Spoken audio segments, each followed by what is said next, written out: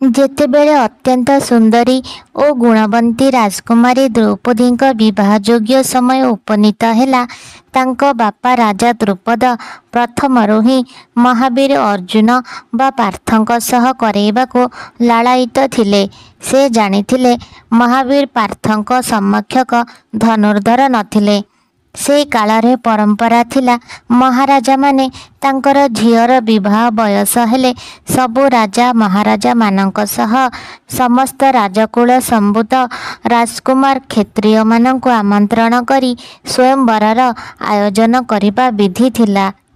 ସାଧାରଣ ଜନତା ମଧ୍ୟ ଚାହିଁଲେ ଏହି ସ୍ୱୟଂବର ପ୍ରତିଯୋଗିତାରେ ଭାଗ ନେଇପାରିବେ। ତେବେ ସେଥିରେ ଯଦି ରାଜା କିମ୍ବା ବିବାହ ହେବାକୁ ଥିବା ରାଜକୁମାରୀଙ୍କର ଆପତ୍ତି ନଥିବ, ସ୍ୱୟଂବର ଉପଲକ୍ଷେ ରାଜା ଏକ ପ୍ରତିଯୋଗିତା ମଧ୍ୟ ସ୍ଥିର କରିପାରିବେ ଓ ଯିଏ ବି ମହାବୀର ଚାହିଁବେ ଏହି ପ୍ରତିଯୋଗିତାରେ ଭାଗ ନେଇପାରିବେ। ରାଜା ଦ୍ରୁପଦ ଯଦିଓ ଅର୍ଜୁନଙ୍କୁ ମନେ ମନେ ନିଜର ଜାମାତା ଭାବରେ ବରଣ କରିବାକୁ ଅତ୍ୟନ୍ତ ଇଚ୍ଛୁକ ଥିଲେ, ସେ ଏହା କାହାରି ଆଗରେ ପ୍ରକଟ ନ କରି ଏହା ଯେପରି ଫଳବତୀ ହେବ ତାର ଯୋଜନା ସ୍ୱରୂପ ଏକ ବିରାଟ ସ୍ୱୟଂବରର ଆୟୋଜନ କଲେ। ଅତ୍ୟନ୍ତ କୁଶଳୀ କାରିଗର ଡକେଇ ସେ ଏକ ଅତି ସୁଦୃଢ଼ ଧନୁଶର ନିର୍ମାଣ କରାଇଲେ। ଏହା ସହିତ ଚାରିଆଡ଼େ ପ୍ରସାଦ ଥିବା ବିଶାଳ ମଧ୍ୟସ୍ଥଳୀ ପ୍ରାନ୍ତରକୁ ଖୁବ୍ ସୁନ୍ଦର ଭାବରେ ସଜେଇ ମଧ୍ୟ ଭାଗରେ ଏକ ବିଶାଳ ମଞ୍ଚ ନିର୍ମାଣ କଲେ। ଏହି ମଞ୍ଚ ଉପରେ ଏକ ସୁଉଚ୍ଚ ସ୍ତମ୍ଭ ଉପରେ ଏକ ଘୂର୍ଣ୍ଣିୟମାନ ଚକ୍ରକୁ ହୀରା ନୀଳା ପରି ମୂଲ୍ୟବାନ ରତ୍ନରେ ସଜ୍ଜିତ କରି ତାହା ମଧ୍ୟରେ ଏକ ସ୍ୱର୍ଣ୍ଣ ନିର୍ମିତ ମାଛ ଲଗାଇଲେ। ସେହି ମାଛର ଆଖିରେ ଦୁଇଟି ଅତ୍ୟନ୍ତ ସୁନ୍ଦର ତଥା ନୀଳ ରଙ୍ଗର ରତ୍ନ ଖଞ୍ଜା ହୋଇଥିଲା। ମହାରାଜ ଦ୍ରୁପଦ ଜାଣନ୍ତି ଏହି ନବନିର୍ମିତ ଧନୁ ଏତେ ସବଳ ଯେ ଏହା ଉପରେ ରଜ୍ଜୁ ସଂଯୋଗ କରିବା କାର୍ଯ୍ୟ କେବଳ ଅର୍ଜୁନଙ୍କ ପରି କୁଶଳୀ ଓ ବଳଶାଳୀ ଯୋଦ୍ଧା ହିଁ କରିପାରିବେ। ଅନ୍ୟ ବୀରମାନେ ଏହା କରିପାରିବା ଭାରି ଦୁରୂହ। ତାପରେ ପୁଣି ତାକୁ ମଞ୍ଚରେ ଥିବା ଜଳକୁଣ୍ଡକୁ ଦେଖି ଉପରେ ଘୂର୍ଣ୍ଣିୟମାନ ଚକ୍ରରେ ଥିବା ମାଛର ଆଖିକୁ ଭେଦ କରିବା କାହାରି ଆୟତ୍ତର କଥା ନୁହେଁ, କେବଳ ଧନୁର୍ଦ୍ଧର ପାର୍ଥଙ୍କ ଛଡ଼ା। ତେଣୁ ଦ୍ରୁପଦ ନିର୍ଭୟରେ ଅର୍ଜୁନଙ୍କୁ ହିଁ ବିଜୟୀ ଭାବରେ ପାଇବେ ବୋଲି ଜାଣିଥିଲେ। ସବୁ ପ୍ରସ୍ତୁତି ସରିଲା ପରେ ଦ୍ରୁପଦ ସ୍ୱୟଂବରର ସମୟ ନିର୍ଦ୍ଧାରଣ କଲେ। 13 ଦିନ ବ୍ୟାପୀ ଉତ୍ସବର ଆୟୋଜନ କରାଗଲା। ବିଭିନ୍ନ ଆମୋଦ ପ୍ରମୋଦ କାର୍ଯ୍ୟକ୍ରମ ସହିତ ବିରାଟ ଭୋଜି ଭାତର ମଧ୍ୟ ଆୟୋଜନ ହେଲା। ସାରା ମଣ୍ଡଳର ସବୁ ପ୍ରଜାଙ୍କୁ ଆମନ୍ତ୍ରଣ କରାଯିବା ସହ ଆର୍ଯ୍ୟବର୍ତ୍ତର ସମସ୍ତ ରାଜା ମହାରାଜା ରାଜକୁମାର ବୀର କ୍ଷତ୍ରିୟ ସମସ୍ତଙ୍କୁ ଡାକରା ଦିଆଗଲା। ସେତେବେଳେ ପାଣ୍ଡବମାନେ କୌରବମାନଙ୍କ ସହିତ ଅତ୍ୟନ୍ତ ଶତ୍ରୁତା ଭିତରେ ଥିଲେ। କୌରବଙ୍କ ଷଡ଼ଯନ୍ତ୍ର କାରଣରୁ ପାଣ୍ଡବମାନେ ଖୋଲାଖୋଲି ଭାବରେ ସ୍ୱୟଂବରକୁ ଆସିବା ସମ୍ଭବ ନଥିଲେ ମଧ୍ୟ ରାଜା ଦ୍ରୁପଦ ନିଶ୍ଚିନ୍ତ ଥିଲେ ଅର୍ଜୁନ ନିଶ୍ଚୟ ଆସିବେ ଭାଗ ନେବାକୁ, ଯେଉଁ ରୂପରେ ହେଉ।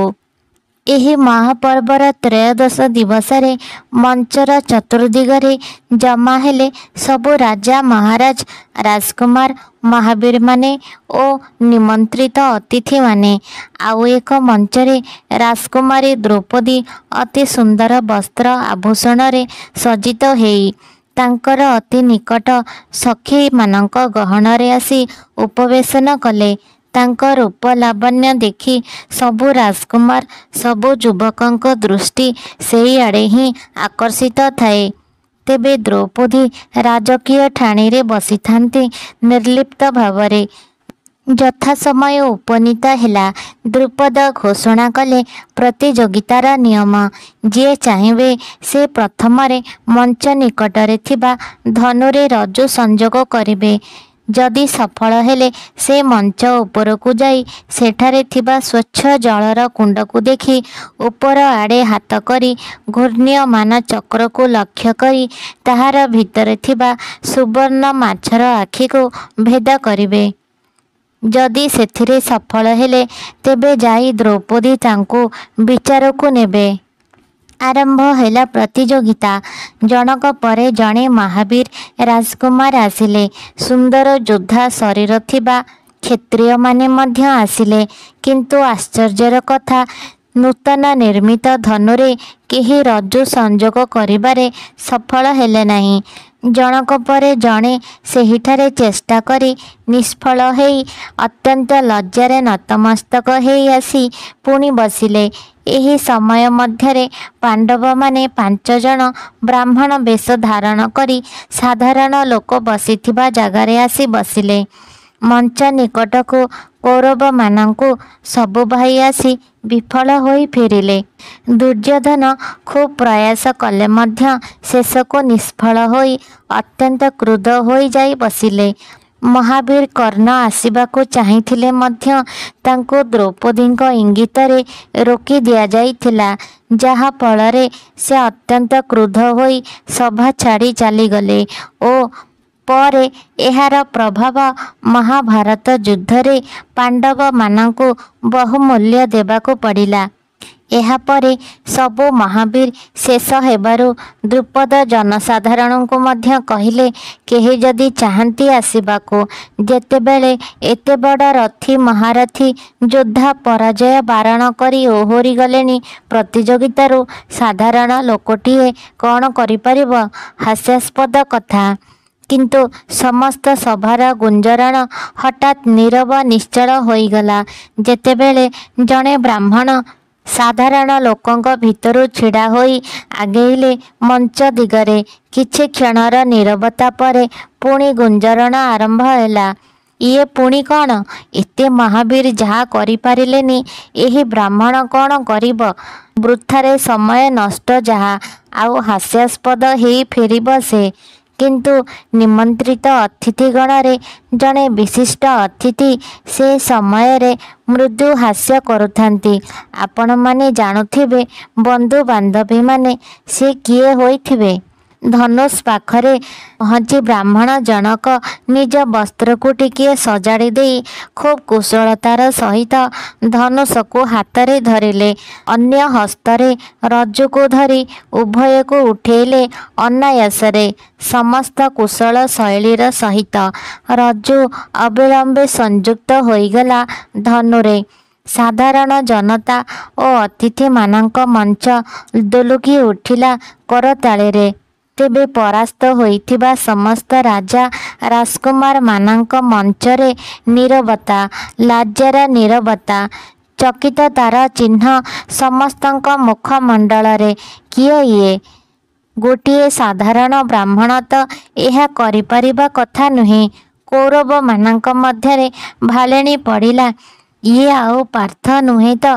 ता छड़ा एपरी कुशलता ए विषय कहार? किंतु किछि तो करिहेब नाही। चुप होई रहिले समस्ते। तापरे सेई ब्राह्मण चढ़िले मंच उपरे वीर दर्परे। हाथरे विशाल धनु ओ तार सुयोग्य तीर धरी जलकुंड सामनारे अवनमित भंगीरे आंठेइले। लक्ष्य स्थिर रखिबाकू किछि समय चक्षु बंद रखी स्मरण कले निज गुरु को, स्मरण कले निज पितामाता को, स्मरण कले निजर सखा को। उपरे घूर्ण्यमान चक्र सूर्यर तीरद्याज किरण रे स्वर्ण निर्मित माछ चकचक करुथाए ओ तार आखि घन नील रत्ना सान आकार पुणी एते उपरू। किंतु निमग्न ब्राह्मण को जल भितरे देखागला प्रथमे चक्र, तापरे सुवर्ण माछ, तापरे केवल तार आखि। अति कुशली शैली रे से निक्षेप कले तीर। ताहा तीव्र बेगरे जाई भेड़िला माछर आखि। प्रकंपित होईगला सभास्थल। चारिआडु चित्कार खुशीर, विजयर, शाबाशीर।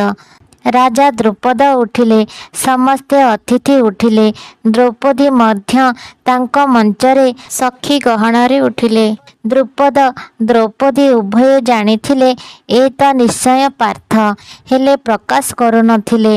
आउ अतिथि मंचरे तो श्रीकृष्ण सर्वज्ञ भविष्य ज्ञात तांको से जानिथिले ब्राह्मण रूपी तांको प्रिय सखा पार्थको।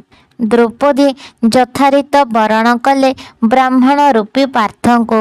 ପାର୍ଥ ନେଇଗଲେ ଦ୍ରୌପଦୀଙ୍କୁ ଇଜ ଭ୍ରାତାମାନଙ୍କ ସହ ମା କୁନ୍ତୀଙ୍କ ସମୀପକୁ।